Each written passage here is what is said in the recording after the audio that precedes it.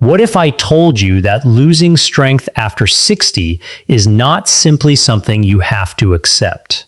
For years, many older adults have been told, directly or indirectly, that becoming weaker, slower, and less mobile is just a normal part of getting older. But that belief can be dangerous because he says aging itself is unavoidable. The speed at which you lose muscle, balance, mobility, and physical independence can be influenced by the habits you practice every single day. And here's what makes this especially important. According to the World Health Organization, adults 65 and older should regularly perform physical activity that includes muscle strengthening and balance-focused activities because physical activity helps improve functional capacity and can help prevent falls and maintain independence. In other words, your daily habits can matter enormously. And today, I want to show you 7 simple habits that can help you stay stronger after 60.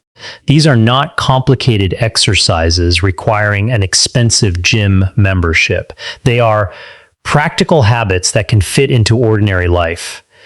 And stay with me until habit number 1, because it may be the most overlooked habit of all.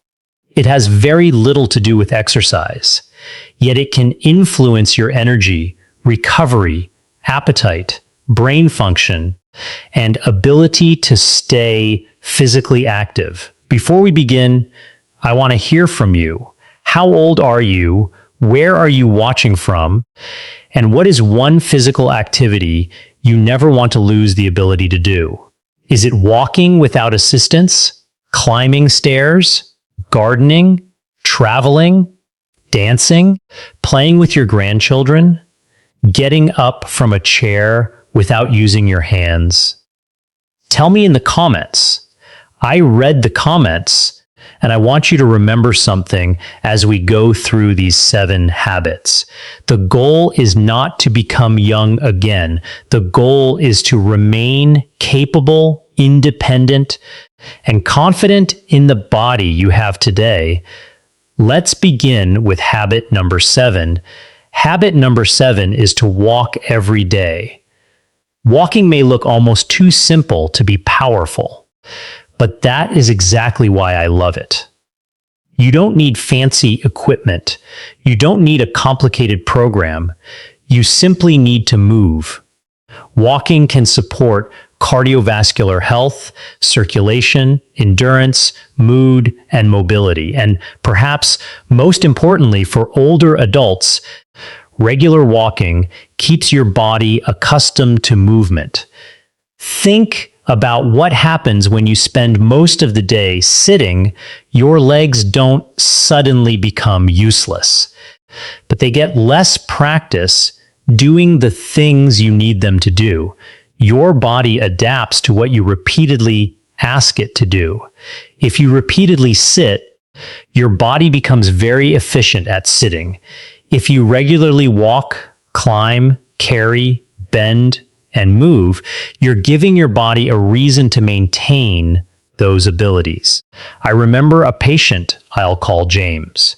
James was in his 70s and told me he had become afraid of walking too far because his legs felt weaker than they used to. So his solution was to walk less.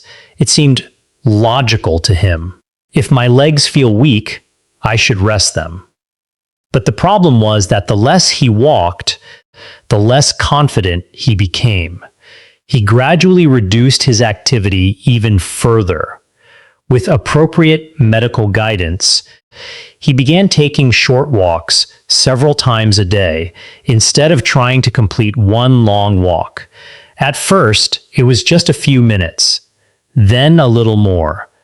The goal wasn't speed. The goal was consistency.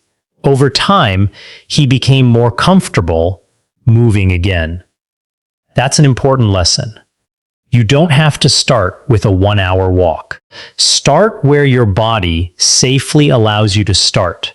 If you're already active, gradually challenge yourself. If you're sedentary, even short periods of movement throughout the day can be a meaningful beginning. And don't underestimate walking around your own home. Get up, walk to another room. Stand while talking on the phone. Walk outside. Take the stairs if they're safe for you. Movement adds up. But here's where things get interesting. Walking is excellent, but walking alone doesn't provide everything your aging muscles need. And that's why habit number 6 is different. Habit number 6 is to practice strength. If walking tells your body, keep moving, strength training tells your body, we still need muscle. After 60, maintaining muscle strength becomes especially important because strength is directly connected to everyday function. Think about the muscles you use to stand up from a chair. Those same muscles help you climb stairs. They help you get out of bed. They help you stabilize yourself when you move. They help you carry groceries. They help you maintain independence. And you don't necessarily need heavy barbells. Depending on your ability and medical situation, strength exercises can include resistance bands, light weights, body weight movements, or controlled exercises such as repeated chair stands. One of the simplest exercises is also one of the most functional. Sit in a sturdy chair, stand up, sit down under control, repeat as appropriate for your ability. That's not just an exercise. That's practicing one of the most important movements of daily life. But safety comes first. If you have significant balance problems, severe joint pain, recent surgery, cardiovascular concerns, or another condition affecting exercise, get appropriate medical or physical therapy guidance before beginning a new strength program. And remember this, you don't have to destroy your muscles to strengthen them. Consistency beats punishment. A few appropriately challenging sessions each week can be more useful than one exhausting workout followed by several days of inactivity. Now, here's the curiosity loop. You might think the next habit is another exercise. It isn't, because there's something your muscles need before exercise can produce the results you're looking for. Habit number 5 is to eat enough protein and nutrient-dense food. Muscle is living tissue, and your body needs amino acids from protein to build and maintain it. As we get older, maintaining adequate protein intake becomes increasingly important, especially when combined with resistance exercise. That doesn't mean you should suddenly consume enormous amounts of protein. Your individual needs depend on your body size, activity level, overall diet, kidney function, and medical conditions. But it does mean that a breakfast consisting only of coffee and toast may not provide much protein. Instead, think about building meals around nutritious protein sources: eggs, Greek yogurt, fish, beans, lentils, cottage cheese, lean poultry, nuts and seeds, other protein-rich foods that fit your dietary needs. And don't forget variety. Your body needs more than protein. It needs fiber, vitamins, minerals, healthy fats, complex carbohydrates, and plenty of different plant foods. Imagine starting your morning with Greek yogurt, berries, and nuts, or eggs with vegetables and whole grain toast. then later having a meal containing fish or beans alongside vegetables and whole grains. That's a very different nutritional pattern from constantly relying on ultra-processed snacks. And here's something many older adults don't realize. Sometimes appetite decreases with age. You may feel full quickly. You may skip meals. You may unintentionally lose weight. And if that continues, you're not just losing body fat. You may also be losing valuable muscle. If you're experiencing unexplained weight loss or a major change in appetite, talk with your healthcare professional rather than simply trying to eat more on your own. Now, habit number 4 is something almost everyone can understand, but many people ignore it until there's a problem. Habit number 4 is to protect your balance. Why? Because one fall can change everything. A fall can lead to a fracture. A fracture can lead to hospitalization. Hospitalization can lead to inactivity. Inactivity can accelerate muscle loss. And muscle loss can make future movement even more difficult. This is one reason fall prevention is such an important part of healthy aging. Balance is a skill. And like many skills, it can be practiced. Simple balance exercises may include standing near a sturdy countertop and practicing controlled weight shifts, heel-to-toe movements, or other exercises recommended by a qualified professional. But there's another form of balance training. People often forget strengthening your legs. Strong legs help you respond when your body becomes unstable.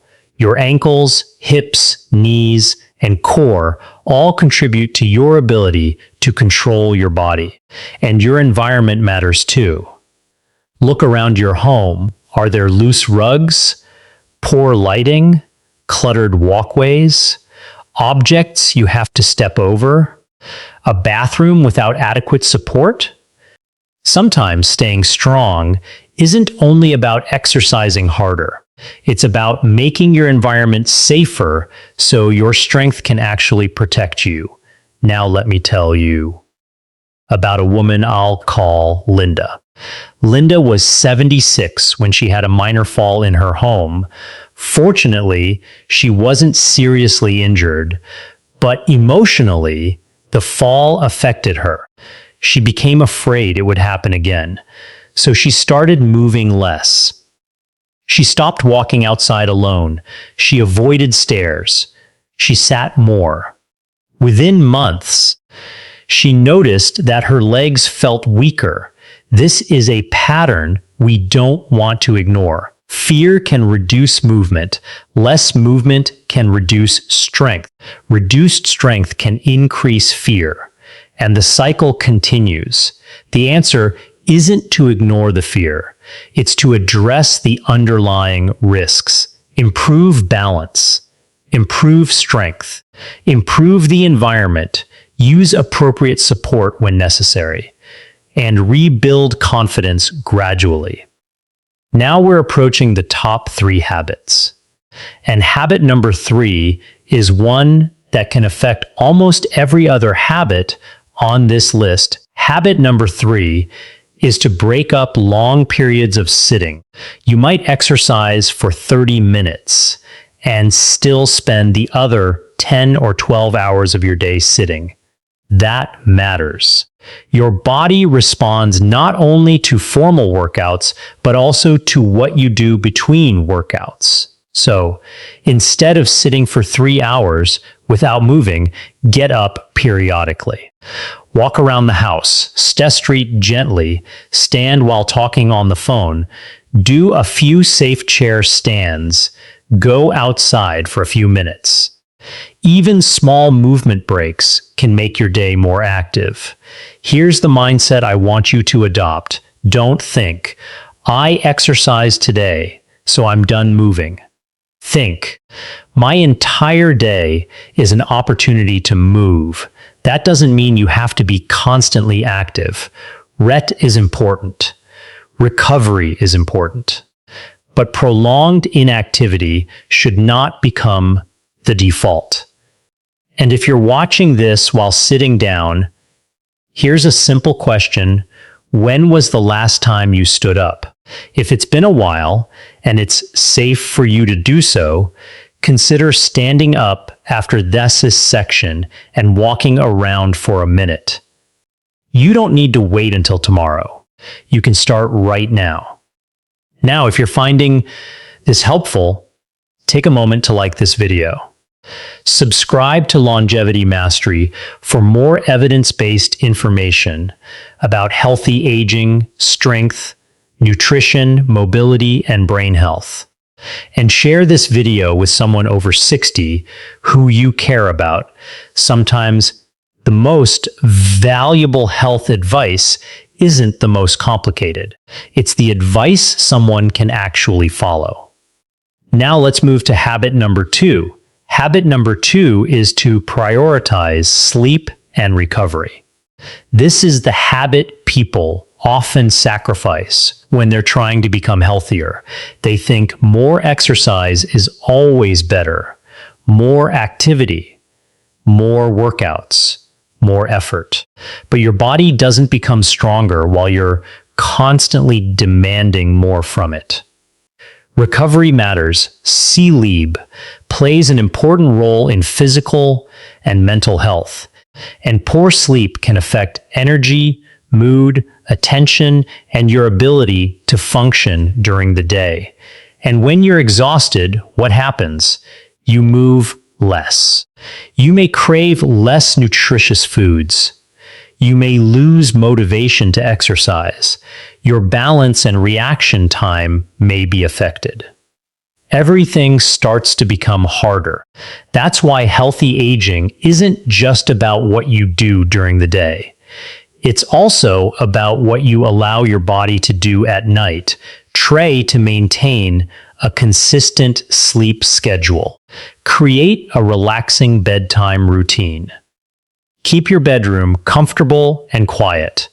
Limit stimulating activities close to bedtime. And if you regularly have trouble sleeping, don't simply accept it as normal aging. Persistent sleep problems deserve attention. Conditions such as sleep apnea can go unrecognized for years, particularly when people assume that daytime fatigue is simply part of getting older.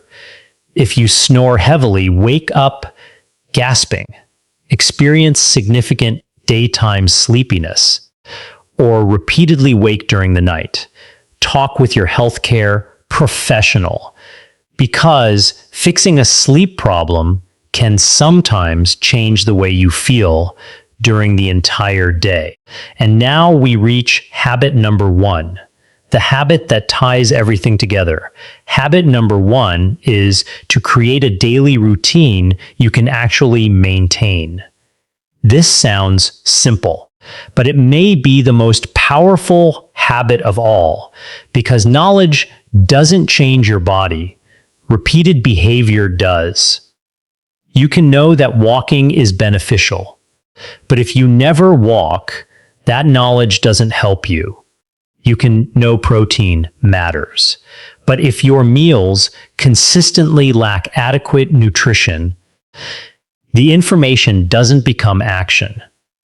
You can know strength training is important, but if you never practice it, your muscles don't receive the signal. The goal is not perfection. The goal is repetition. Imagine creating a simple daily rhythm. Wake up around the same time. Drink some water. Eat a nourishing breakfast. Move your body. Take a walk. Break up long periods of sitting. Eat nutritious meals containing adequate protein. Practice strength exercises according to your abilities. Get some daylight. Connect with another person. Wind down at night. Go to bed at a consistent time. That isn't a miracle program, it's a lifestyle. And lifestyle is what determines what your body experiences over months and years. One patient, I'll call Robert, discovered this after retirement. He had spent decades being active at work. Then he retired. At first, he loved having nothing scheduled. He slept later. He sat more. He watched more television. He stopped walking regularly. He told himself he was finally relaxing. But after several months, he noticed that everyday activities were becoming harder. The surprising thing wasn't that he needed some revolutionary treatment. He needed structure.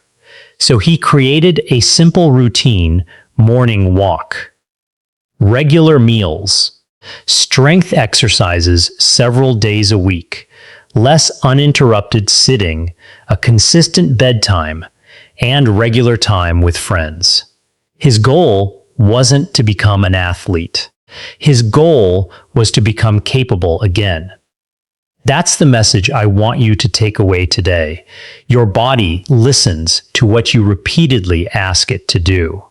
If you repeatedly ask it to sit, it adapts to sitting. If you repeatedly ask it to move, it adapts to movement. If you repeatedly challenge your muscles appropriately, they have a reason to remain strong. If you consistently provide nutritious food, adequate protein, sleep, and recovery, you're giving your body the raw materials and conditions it needs to function. But there is something else that matters enormously. Don't wait until you feel weak to start protecting your strength. Don't wait until you fall to think about balance. Don't wait until you lose significant muscle to think about protein. Don't wait until you're exhausted every day to take sleep seriously. Don't wait until you become dependent on someone else to decide that independence matters. Start before the crisis. And if you've already experienced weakness, that's okay. Your starting point is simply your starting point. Maybe you can walk for 30 minutes. Maybe you can only walk for 5. Maybe you can perform 10 chair stands. Maybe you can perform 2. Maybe you need a cane. Maybe you need supervision. Maybe you need physical therapy. There is no shame in starting where you are. Strength isn't about comparing yourself to someone else. It's about comparing yourself to who you were yesterday.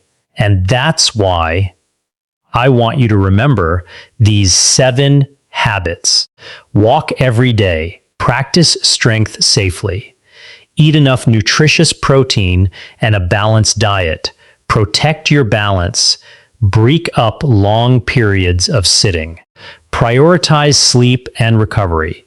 And most importantly, create a daily routine you can maintain. These habits aren't guarantees. They don't prevent every disease. They don't stop aging, and they don't replace medical care. But together, they can form a powerful foundation for healthy aging.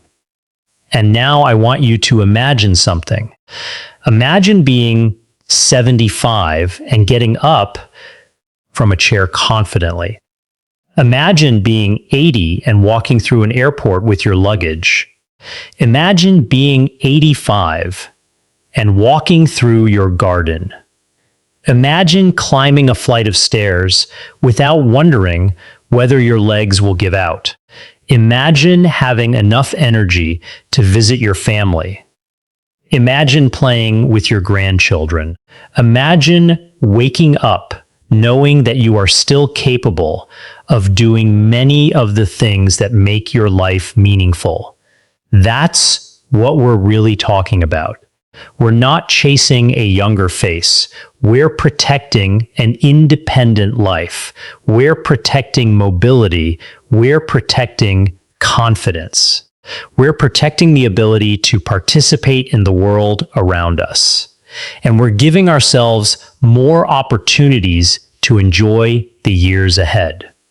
So, here's your challenge. Don't try to change everything tomorrow.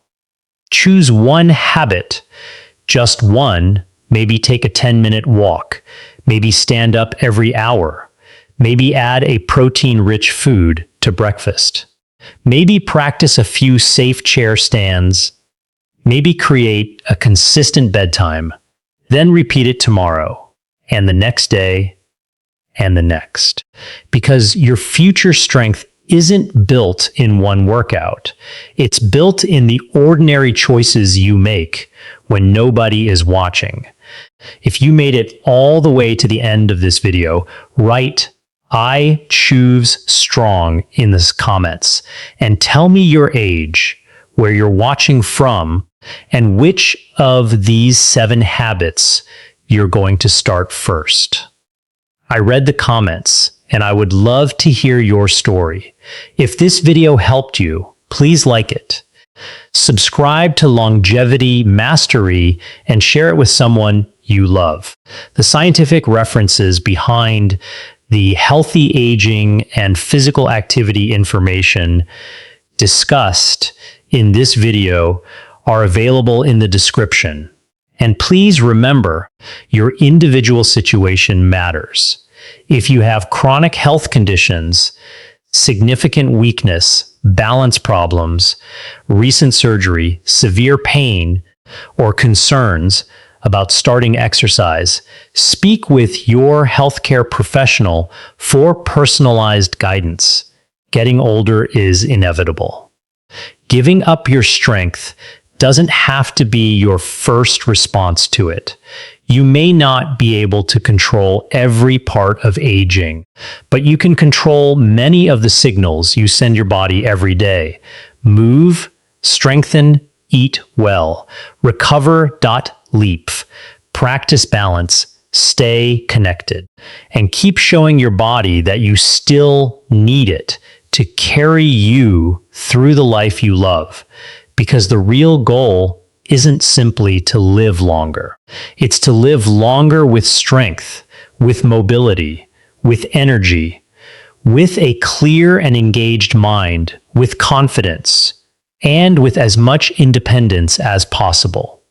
Your next healthy habit doesn't have to begin next Monday. It doesn't have to begin next month. It can begin with your very next decision. And that decision could be the beginning of a stronger tomorrow.